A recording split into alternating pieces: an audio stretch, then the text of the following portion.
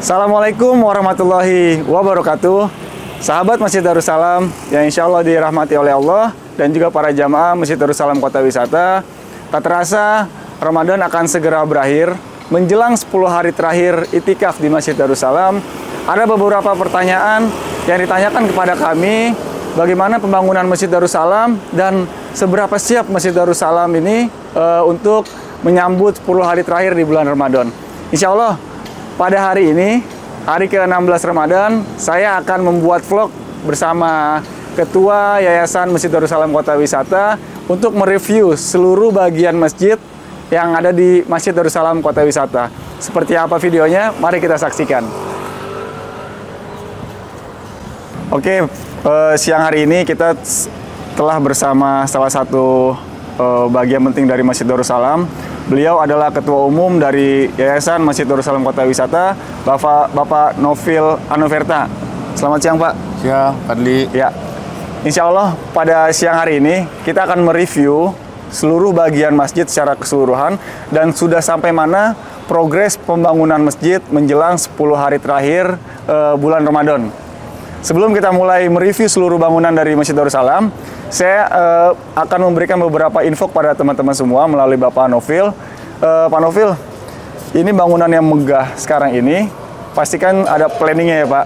Yeah. Filosofi dari bangunan yang dulu dan juga sekarang ini, boleh dijelaskan sedikit Pak perubahannya Pak? Ya, baik Fadli, masjid kita ini memang dibangun berdasarkan masjid kembang tumbuh. Jadi dulu masjid ini kecil, kemudian berkembang dan menjadi masjid sebesar ini. Yeah. Tetapi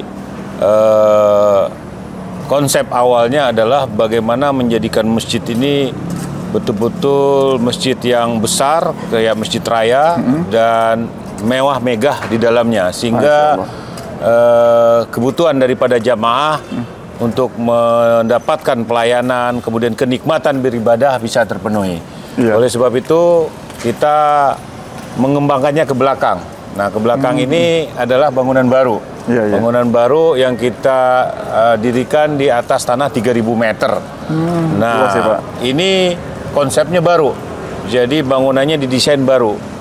Nah, sehingga dikombinasikan dengan bangunan lama. Nah, bangunan baru ini Anda bisa lihat ada 4 menara dan gubahnya itu ada 17 rusuk. Nah, ini menggambarkan bahwa masjid kita ini ditumpang oleh 4 menara, itu artinya adalah 4 sahabat Nabi. Oh, oke. Ya. Apa gitu Pak? 4 sahabat Nabi yang kita ketahui bersama bahwa Nabi mempunyai sahabat 4 orang terbaik ya. Salah satunya adalah Umar bin Khattab, Ali bin Abu Thalib, Utsman bin Affan, dan satu lagi Abu Bakar As-Siddiq. Nah, kalau gubahnya sendiri, ini memang waktu itu kita rancang ada beberapa alternatif. Tapi kita dapatlah satu gubah seperti ini supaya dia sinergi atau apa namanya eye catching dengan gubah yang sebelumnya. Maka dapatlah dibentuk seperti lekukan apa gitu ya? Lekukan. Banyak orang mengatakan itu seperti apa? Menara Minang. Itu adalah mengartikan bahwa 17 rusuk itu adalah 17 rakaat, yang mana kita harapkan jamaah atau yang melakukan ibadah di sini, orang-orang ini akan meningkat keimanannya. Jadi dia menggambarkan kurva naik ke atas. Jadi makin kita makin meningkat keimanan kita. Jadi pesan tersirat ya Pak dari gambar yang dibuat itu ya Pak. Oke. Kita langsung aja Pak Novil. Kita start dari depan. Ini kalau kita lihat kan sudah terbuat nih fasad ya Pak di depan ini ya Pak. Bagian selasar depan ini ada beberapa tempat yang memang belum selesai. Target ini selesai ini kapan nih Pak kalau bagian depan ini Pak? Seharusnya ini harus selesai sebelum Ramadan kemarin. Tetapi ada kendala di dalam pelaksanaannya, ada hujan, ada beberapa kendala lain, sehingga kita hanya bisa mengoptimalkan bahwa bangunan ini bisa kita gunakan sebelum Ramadan. Sehingga fungsionalnya bisa kita gunakan. Sedangkan yang lain-lainnya seperti penyelesaian finishing terhadap fasad ataupun pemasangan granit di depan ini akan kita segerakan setelah Ramadan ini. Target kita mungkin sebelum Lebaran Haji udah finish semuanya, rapi Pak. Semuanya. Oke. Iya, oke. Fadli, perlu saya jelaskan bahwa yang lain-lain ini sebenarnya udah ada barangnya. Jadi kayak menara itu udah tinggal dipasang-pasang aja, itu udah ada casingnya semua. Oh, oke, cetakan semua itu ya, Pak? Udah, Oh, cetakan. iya, Jadi nggak terlalu lama lagi dan Iya, makan waktu untuk menyelesaikannya gitu. Oke. Jadi semuanya sudah dipersiapkan, hanya memang karena bentrok sama Ramadan, sebelumnya ada permasalahan-permasalahan sedikit terkait dengan alam ya Pak, lebih pada hujan dan lain-lainnya ya kan Pak. kita rasakan 3 bulan terakhir hujan, Iya, benar, Pak. terus ya. Hujannya Sehingga tidak menentu. penyelesaian di luar agak terkendala. Ya. Oke. Karena memang masjid kita ini semuanya serba tinggi, Fadli. Lihat aja menaranya tingginya 50 meter. Yang depan ya Pak itu ya? Fasad-fasad ini semua tinggi. Jadi diperlukan pemasangan yang menggunakan alat kerja. Nah, kalau hujan orang nggak bisa kerja di luar. Oh, oke. Siap. Kita, teman-teman semua, kita akan lanjut ke bagian dalam masjid dari belakang sampai dengan depan. Seperti apa yang nanti akan disampaikan Bapak Novil, kita saksikan. Oke, kita berada di bagian teras Masjid Darussalam. Saya termasuk warga kota wisata yang lama tinggal di kota wisata. Dulu itu masjid ini masih menggunakan lantai biasa. Sekarang ini granit, ya kan? Dan juga kita nggak tahu alasannya apa. Mungkin Pak Novil bisa menjelaskan kenapa pemakaiannya, kan ada pilihan granit, marmer ya Pak. Ya. Kenapa dipilih granit ya Pak? Ya, ini bisa kita lihat bahwa konsep awalnya memang kita menggunakan granit juga, tetapi yang ukuran kecil-kecil, yang ukuran 60, 120. Tapi kalau ini menggunakan ukuran besar. Ini ukurannya adalah 120 kali 244. Oh, besar. Nah, ya, Pak. ini sebenarnya Fadli, kenapa kita pakai yang besar-besar ini supaya kelihatannya masjid kita tambah luas. Dan kita menggunakan marmer kuadra ini. Ini marmer kuadra yang kalau kita duduk di atasnya kelihatan dingin, sejuk. Dan kelihatannya luas. Nah, inilah konsep daripada penggunaan daripada marmer kuadra di Masjid Darussalam ini. Memang terasa sih Pak, kalau lagi ada AC ya Pak, dia menyerap dinginnya itu ya Pak. Sehingga bawahnya adem terus ya Pak. Adem terus dan nyaman jamaah untuk tetap stay di masjid kita. Untuk selanjutnya ini, apakah lantai itu akan diberikan karpet atau akan dibiarkan dari marmer kuadra sini aja Pak? Sebenarnya dengan marmer kuadra ini kita berharap tidak pakai karpet lagi, tapi supaya masjid kita tetap indah dan nyaman, kita tetap menaruh beberapa karpet yang sifatnya nanti digunakan sementara saja. Jadi nanti ada acara kita gulung lagi gitu. Tapi untuk hari-hari mungkin 2 saf atau 3 saf tetap menggunakan karpet yang biar bagus dan nyaman. Untuk diketahui jamaah bersama, sebelumnya diinformasikan ya, setelah ini tetap memakai marmer kuadran, dan jika ada pertanyaan softnya itu seperti apa, karena kan kita nggak tahu ya batasnya di mana kan. Jadi natnya ini adalah sebagai batas soft ya Pak Novil. Karena ini 120 ya. Karpet-karpet besar sekarang kan dia 120 itu. Jadi untuk saling mengingatkan satu sama lain, nantinya kalau ada soft yang kurang rata, sampaikan bahwa nat ini adalah pembatas soft ya Pak? Oke, kita lanjut lagi ke bagian utama Masjid Darussalam. Kita sekarang masuk ke bagian bangunan lama yang sudah direnovasi ya Pak? Jadi teman-teman bisa lihat sendiri, di sini ada ruangan yang cukup mewah, ada Videotron 2, dan juga kalau saya lihat teman-teman semua, di sini ada AC sentral. Nah kita lanjut tanya ke Pak Novil. Pak, ini kan kubah cukup tinggi Pak. Dengan AC sentral ini apakah ruangan akan tetap terasa dingin Pak? Ya, makanya sebelum kita memasang AC sentral ini, kita udah ukur kemampuan daripada ruangan inti dan disesuaikan dengan kebutuhan AC-nya Fadli. Sehingga kita putuskan waktu itu kita menggunakan AC sentral. Tapi bisa kita lihat bahwa bangun kayaknya ini nanti akan dibatasi oleh kaca-kaca. Nanti di sini ada kaca, di sini ada kaca, di samping kirinya juga ada kaca. Jadi di sekelilingnya itu akan diberikan kaca Pak? Ya, tapi ada pintu antara ruang utama masuk ke ruangan selasar kiri dan kanan.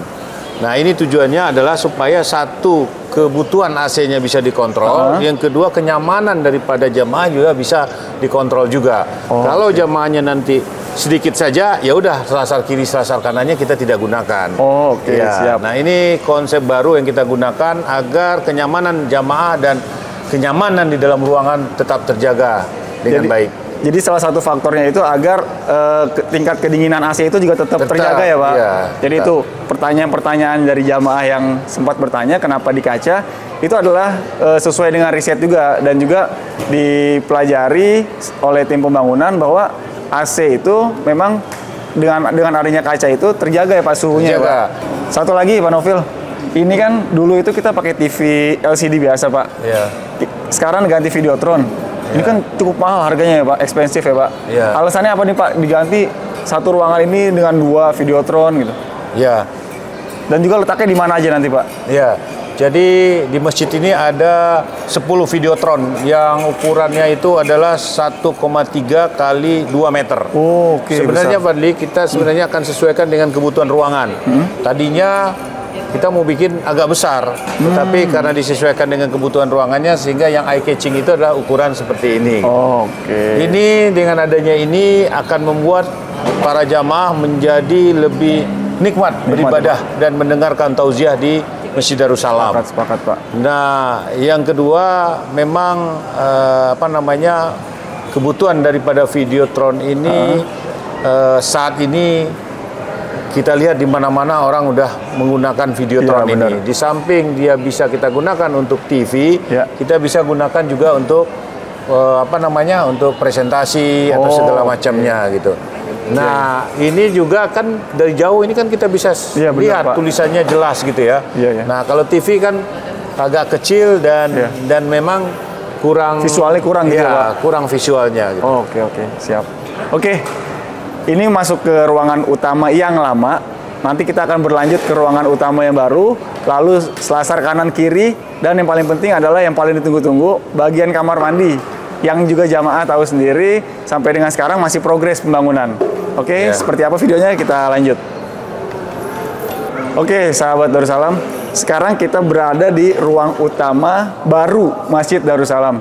Sebagaimana yang teman-teman lihat semua, visualisasinya dan juga kenyamanannya ini sudah 100%, kurang lebih Onofil ya? Ya. Karena kalau yang saya pelajari juga dan saya pantau bahwa memang dari Pak Novil sendiri mengejar ruang utama dulu ya Pak, selesai ya Pak? Ya. Jadi ini ruang utama ini Pak, ini keren banget ya Pak? Ya. Nah itu untuk atasnya itu yang tadi Pak Novil sampaikan 17 rusuk ya Pak? Ya. Dan untuk AC sentral ini udah ini Pak, sudah sempurna Pak? Nah, di ruang utama ini udah optimum ini. Berarti bisa lihat bahwa kiri kanannya udah ditutup kaca. Oke, ya benar. Nah, sehingga kalau kita sholat di sini ini bisa sejuk sekali gitu. Ya, benar. Kalau subuh bisa beku kita di sini. Oh iya, benar Pak. Dingin banget Pak kalau subuh itu. Ya. Jadi inilah konsep ini yang kita bawa nanti ke belakang. Di belakang ini masih kurang dingin karena memang masih terbuka gitu. Iya. Nah, ini tidak hanya penampilan AC-nya saja, Fadli. Ini penampilan desainnya Anda menggunakan kuadra marmer terbaik kuadra ini, Fadli. Oh, oke Pak, mewah sekali ya Pak. Iya. Nah, ini membuat kita menjadi lebih betah dan lebih nikmat beribadah di sini gitu. Oh, oke Pak. Oke, luar biasa ya Pak. Jadi kelihatan mewahnya ya Pak. Ya. Untuk jamaah bukan hanya mewah saja sebenarnya, sebagai kenyamanan jamaah dan juga sebagai kita sebagai pengurus juga memberikan fasilitas terbaik ya Pak kepada jamaah Masjid Darussalam Kota Wisata. Oke, teman-teman semua, sekarang kita lanjut ke bagian selasar samping, lalu nanti kita ke kamar mandi, lanjut ke lantai 2. Sebelum kita masuk ke ruangan samping masjid dan juga selasar lantai 2 dan lantai 3, ada yang terlewatkan tadi. Kita ke bagian depan masjid. Di depan masjid ini ada ruang sebelah kanan yang disebut dengan ruangan VIP. Di situ ada tempat untuk tamu, untuk penceramah dan para tamu-tamu khusus untuk para pengurus menyambut mereka semua. Dan di sebelah kiri nanti ada ruangan imam. Nah, untuk saat ini saya berada di ruangan tamu VIP, Pak Novil ya. Iya. Ini ruangan mewah nih Pak. Interior semua baru. Tujuannya apa Pak?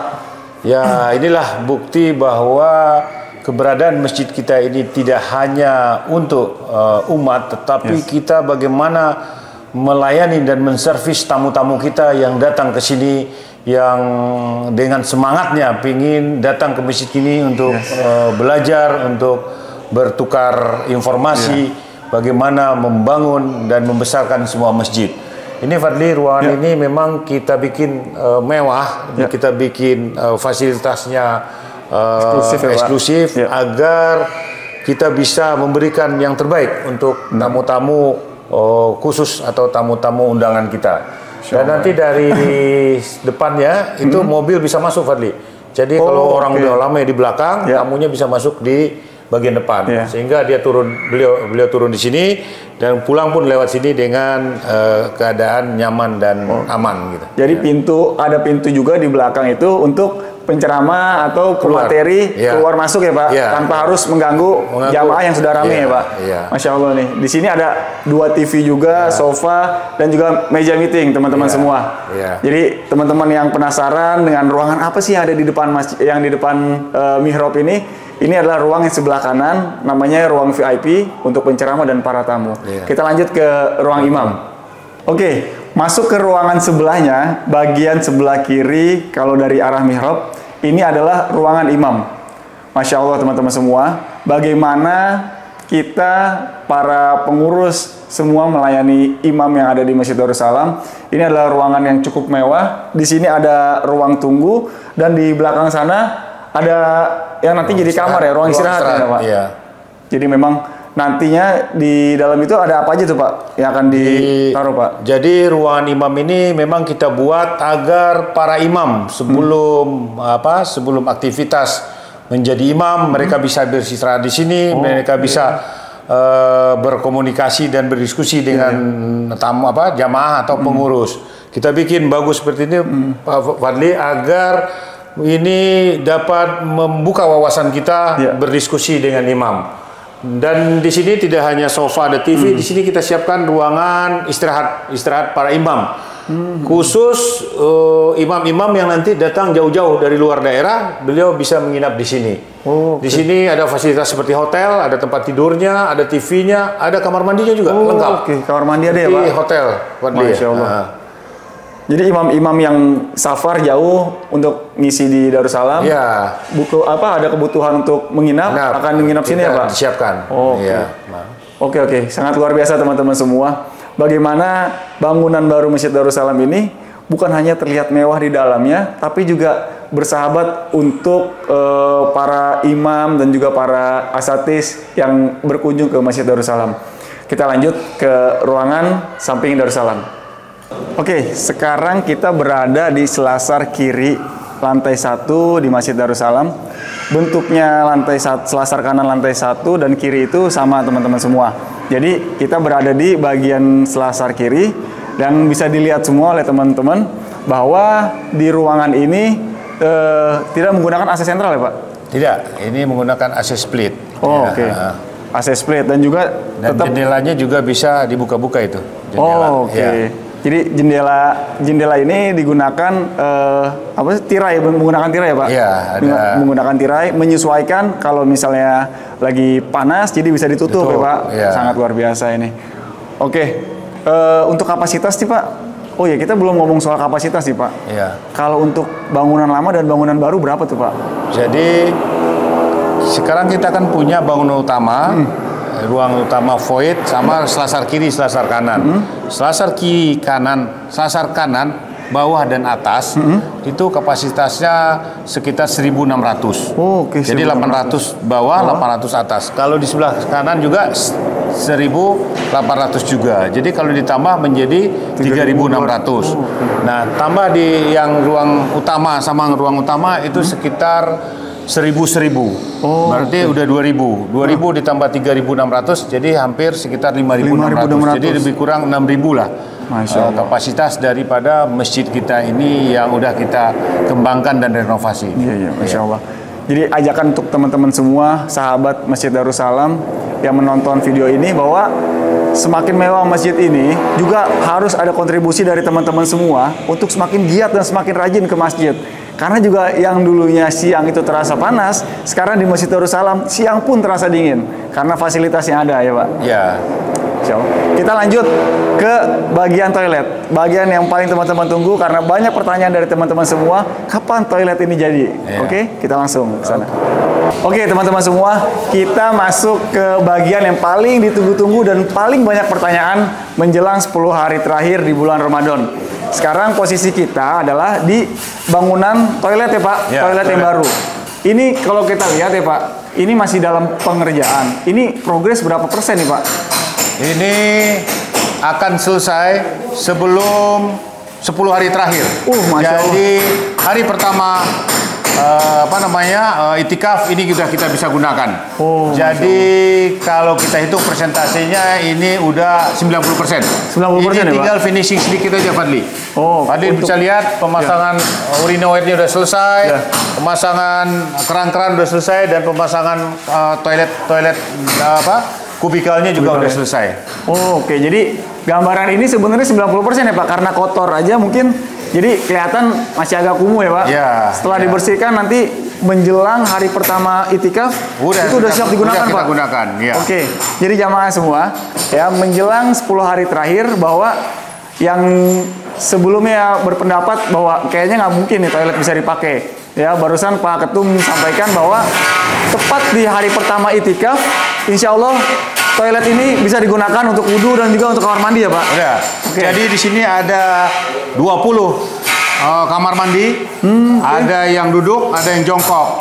Tempat duduknya ada 30. Urinoirnya ada 15.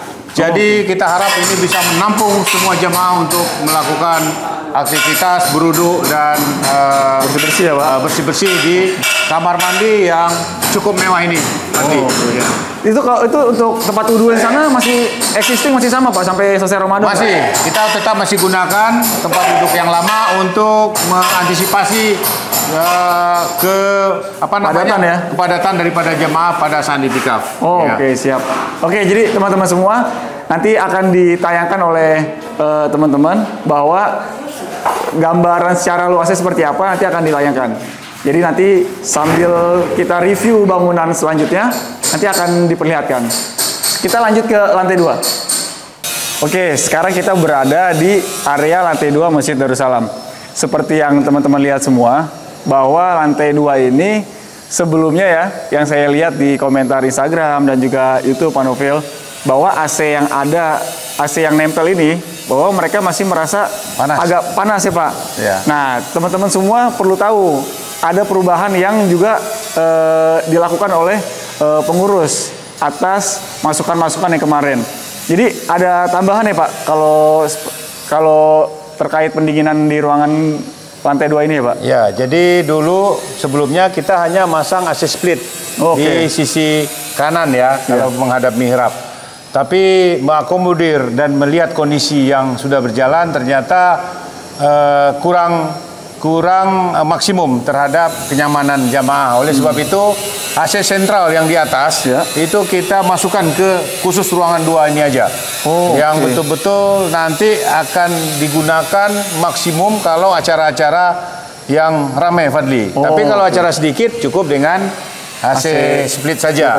Tapi kalau kayak Jumatan atau acara-acara khusus nanti AC sentralnya masuk ke lantai 2 ini. Oke, jadi nanti akan diperlihatkan gambarnya bahwa di perbatasan lantai 2 yang nantinya akan ada kaca itu, di atasnya nanti akan ada jalur AC sentral ya Pak? Iya, AC sentral. Itu menambah kedinginan yang kemarin-kemarin masukan dari teman-teman semua bahwa ruangan kelas atas tuh gerah banget kalau misalnya rame. Insya Allah setelah rampung pengerjaannya ini juga berapa lama lagi nih Pak? Untuk AC ini? Sebelum itikaf juga udah selesai. Karena memang target kita itikaf itu jamaah nyaman untuk melaksanakan ibadah selama 10 hari terakhir. Karena itikaf nanti juga lantai 2 ya Pak, dipakai untuk kafling ya Pak semua untuk ya? Kafling untuk beristirahat jamaah. Insya Allah teman-teman semua ya, yang teman-teman tanyakan itikaf nanti akan panas atau enggak, dengan adanya AC sentral ini akan membantu ketika ruangan itu terasa lebih hangat, tidak dingin, nanti akan dinyalakan agar hawanya lebih dingin jamaah semua. Kita lanjut ke lantai 3. Penasaran? Kita ke atas. Oke, kita sampai di lantai 3 yang dulu awalnya kalau saya lihat ini kosong Pak Novil ya. Ya. Sekarang ini diproyeksikan untuk perkantoran karyawan-karyawan Yayasan Darussalam, Ya. divisi, dan Ya. juga di ujung sana nanti ada ruang meeting ya Pak. Meeting, ya. Kapasitas ruang meeting itu berapa Pak? Ruang meeting bisa 100 orang. Oke, nanti Ya. kita akan review ke sana. Sementara kita akan review dulu ruangan yang menjadi perkantoran. Ini untuk karyawan aja atau untuk divisi-divisi pengurus juga bisa bekerja di sini, Pak? Ya, jadi ini konsepnya seperti mengelola suatu perusahaan, Pak Adli. Oke. Jadi kita betul-betul bikin kantor seperti di Jalan Sudirman. Oh, Masya Ya, Allah. yang kenyamanan, keenakan untuk bekerja di sini kita bikin semaksimal mungkin sehingga orang-orang yang beraktivitas di sini nanti tidak hanya pengurus, nanti ada ada ruangan pembina, ada ruangan pengawas, ada ruangan pengurus, ada ruangan karyawan. Karyawan nanti kita buat seperti perkantoran. Jadi mejanya segala macam, ada kubikal segala macamnya. Oh, oke, Pak. Jadi ruangan ini udah Pak dilihat ini udah di-sekat. Ini depan kita ini ruang resepsionis. Oke. Nah, sebelah ini nanti ruang-ruangan pengurus dan karyawan-karyawan yang akan beraktivitas di masjid ini. Oke. Kemudian yang kedua saya tambahkan Pak Wadli, ini tidak hanya untuk internal kita saja. Kita juga siapkan untuk nanti ada dari MUI, ada dari DMI, ada dari lembaga-lembaga yang mendukung kegiatan untuk membesarkan umat ini. Oh, oke. Jadi teman-teman semua bisa terlihat ya. Jadi di sini untuk perkantoran. Jadi ruangan yang berada sekarang di ruangan Hamzah lantai 2 depan dan Khalid itu nanti itu jadi apa, Pak? Nah, nanti itu kita akan alih fungsikan menjadi ruang-ruangan. Nanti ada yang udah usul ke saya jadi ruang TPA, ada jadi ruang muslimah. Nah, itu lagi kita pikirkan dan lagi kita desain supaya lebih cocok penggunaannya dengan kondisi yang ada nantinya. Iya.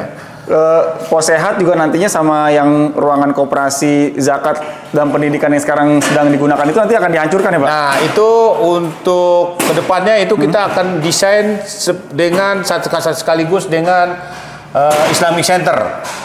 Desain grand design ini nanti akan merelokasi gedung-gedung itu ke gedung Islamic Center.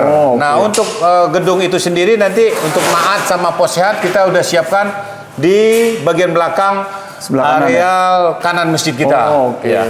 Jadi nanti teman-teman lihat di sebagian kanan depan masjid itu ada tanah besar agak persegi panjang ya Pak. Itu nanti akan jadi gedung belajar Ma'at sama pos sehat. Wah, Masya Allah, tabarakallah. Kita lanjut lagi ke ruangan meeting baru Darussalam. Oke, kita masuk ke ruangan terakhir sebelum kita lanjut ke rooftop atau kubah. Di sini kita sudah berada di ruangan meeting yang baru ya Pak dari gedung Masjid Darussalam Kota Wisata. Jadi bisa dilihat teman-teman semua ruangan ini. Ini untuk spesifikasi ruangan ini Pak dan kegunaannya untuk apa aja mungkin bisa dijelaskan Pak Novil. Ya, baik. Ini ruangan ini bisa menampung kapasitas untuk rapat bersama-sama lebih kurang 100 orang. 100 orang. Ruang ini sebenarnya kita bagi dua nih Fadli. Ini bisa dibagi dua. Kalau nanti misalnya hanya kapasitas 50 ya kita bisa bagi dua. Ini udah saya siapkan rel ya. Rel nanti ini pintu kayak di hotel-hotel. Jadi bisa dilipat. Nah, kalau kita butuh digabung, ini dilipat semuanya. Oke. Nah, ini ruangan ini tidak hanya untuk meeting internal, tetapi boleh dipakai untuk kegiatan-kegiatan untuk pengembangan umat. Jadi tidak hanya untuk kebutuhan kita sendiri, bagi teman-teman yang memang punya aktivitas untuk mengadakan meeting di sini, ini bisa digunakan. Baik oleh SWAB sendiri nantinya atau oleh organisasi-organisasi yang bersinergi dengan kegiatan kita di Darussalam. Jadi bisa digunakan untuk seminar ya Pak, pelatihan ya Pak. Karena ini juga didukung videotron, sound system juga ya Pak. Ini di atas ini ada sound system ya Pak. Dan juga AC ya Pak, dingin ya Pak. Oke, teman-teman semua. Jadi ini adalah ruang meeting yang baru. Kalau kita tahu ruang meeting Masjid Darussalam yang lama itu ada di ruangan Khalid, kapasitasnya hanya sekitar 25 sampai 30. Ruangan yang baru ini bisa mencapai 3 dan sampai dengan 4 kali lipatnya. Jadi semua pengurus, pengawas, pembina, dan juga jamaah yang menjadi undangan serta para jamaah-jamaah juga yang mempunyai planning untuk agenda tidak perlu mencari ballroom atau ruangan-ruangan yang memang ekspensif ya. Jadi bisa mengajukan ke Yayasan Darussalam untuk meminjam ruangan ini untuk agenda-agenda teman-teman semua. Kita lanjut ke rooftop. Oke, sahabat Darussalam. Sekarang kita sudah sampai di lantai 4 nih, bagian atap dari Masjid Darussalam. Saya sendiri cukup terkesima melihat bagian atap ini di lantai 4. Bagaimana keindahannya dari sini kita bisa melihat pemandangannya indah, juga pemandangan kota wisata dan juga kubah yang sangat mewah. Nah, bisa teman-teman lihat sendiri. Saya bersama dengan Pak Nofil akan membahas nih tentang kubah yang tadi pertama kita sampaikan. Ini Pak, ini kubah yang tadi 17 rusuk itu ya Pak? Ya, ini 17 rusuk. Oke, kalau itu 1, 2, sampai 17 ya Pak? Ya. Nah, ini ada perubahan warna ya Pak? Tadi Ya. itu kan kubah warna hijau Pak? Hijau, ya. Ini kenapa Pak? Agar selaras atau bagaimana Pak? Ya, yang pertama kenapa kita ambil warna kuning, ini bukan dari Kemauan sendiri, kemauan ya, sendiri, tapi ini ada filosofinya juga bahwa warna kuning, warna emas adalah warna abadi. Artinya semua ibadah yang kita lakukan, semua aktivitas, perbuatan-perbuatan baik yang kita lakukan di masjid ini akan abadi dan akan dinilai oleh Allah dengan pahala yang tinggi. Jadi dia tidak akan pernah berubah. Jadi setiap orang beribadah di sini iman dan ketakwanya akan meningkat. Gitu. Oke. Jadi semua perubahan itu teman-teman semua ada alasannya dan juga ada analisisnya. Makanya di sini terungkap semua oleh Pak Nofil dan juga pertanyaan itu juga terjawab teman-teman semua. Warna emas itu apa? Yang tanya kenapa hijau itu harus diganti dengan emas, itu jawabannya sudah terjawab ya teman-teman semua oleh Pak Nofil. Ini juga tiangnya ya Pak. Ini yang 50 meter ya Pak? Ya, ini yang 50 meter. Yang depan berarti 30 ya Pak? Yang depan meter, itu? Ya. Ini jadi tempat wisata juga apa memang hanya ini aja Pak? Nanti ini Fadli, ini menara ini kalau udah jadi luar biasa bagusnya. Jadi dia kayak bukan menara yang lurus biasa saja, tetapi ada seni-seninya nanti. Ini karena belum siap saja. Nanti ini akan menjadi ikon daripada masjid ini. Akan menjadi kalau seperti di Paris lah, ada menara Eiffelnya. Kalau kita ini menara masjidnya yang cukup cukup tinggi dan cukup bagus dan mewah. Ya. Oke. Ini luar biasa teman-teman semua. Saya sering jalan-jalan ke satu masjid dan masjid lainnya di sekitar Cibubur ya, terutama Kabupaten Bogor. Ini Masjid Darussalam ini sungguh benar-benar pengurus ini serius untuk membangun dan juga menginovasikan masjid yang benar-benar bukan hanya untuk ibadah, tapi mereka yang jauh-jauh datang ke kota wisata itu bisa juga berwisata ya Pak ke sini ya Pak. Ya. Ini mungkin ke depan bisa jadi flying fox kali ini Pak sampai di sana ya Pak. Bisa. Kita bikin juga tempat wisata yang emang di masjid. Ya tidak salah juga teman-teman semua bahwa main ke masjid juga, ibadah ke masjid, sekalian juga menjadi rekreasi keluarga teman-teman semua yang datang ke Masjid Darussalam Kota Wisata. Oke, kita sudah sampai di tahap terakhir. Terima kasih teman-teman semua, makasih Pak Nofil sebagai Ketua Umum yang sudah menemani saya ngevlog pada hari ini, menjelaskan sudut demi sudut pembangunan Masjid Darussalam dan menjawab semua pertanyaan-pertanyaan dari para jamaah dan juga para sahabat Masjid Darussalam Kota Wisata. Insya Allah semua yang dilakukan dan upaya yang dibuat oleh para pengurus dan juga para donatur semua menjadi amal jariah dan juga semata-mata untuk membuat para teman-teman semua dan jamaah semua nyaman berada di Masjid Darussalam.